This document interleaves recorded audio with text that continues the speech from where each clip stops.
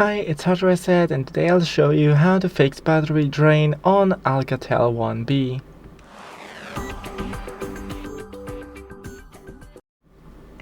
So first go into the settings and here to Smart Manager. Select the battery settings and here enable normal saving mode. Also, if needed, you can enable super saving mode, but it will restrict some features on your phone that may make some applications don't work very well. Also, here you have the battery details. You have, for example, last fully charged, screen usage since full charge.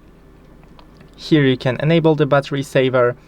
You can enable intelligent application detection, automatically detects application status to optimize application and save power.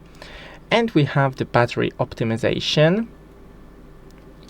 Here from not optimized, select all apps and all applications will be optimized.